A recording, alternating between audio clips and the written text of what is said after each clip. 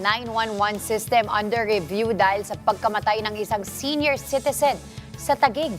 Si Vic Sumintak sa report.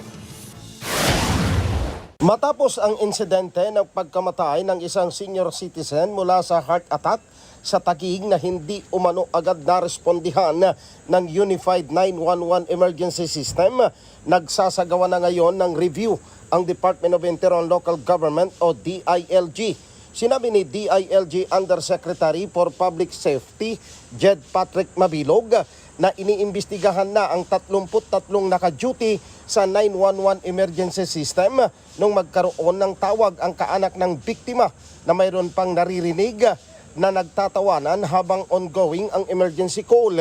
Ayon kay Undersecretary Mabilog, hindi na ibigay ang eksaktong address ng caller kaya nahirapan at natagalan ang emergency response. Available information indicates that 2 vehicles involved were patient transport vehicles. A PTV intended primarily to transport a patient to a hospital or medical facility and should not automatically be considered equivalent to a fully equipped basic or advanced life support ambulance. The distinction is relevant to the concerns raised regarding CPR, AED availability, oxygen and resuscitation equipment, the training of responders, and the capability to provide emergency medical intervention before and during the transport.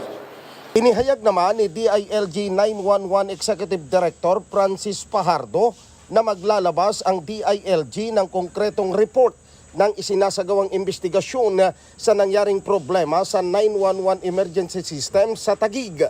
As soon as we gathered all the evidences, we pull out the full recordings of the audio dun sa command center po natin. Magre-reflect naman po doon lahat. Nagpaabot naman ng pakikiramay ang DILG 911 sa pamilya ng senior citizen sa Taguig na namatay.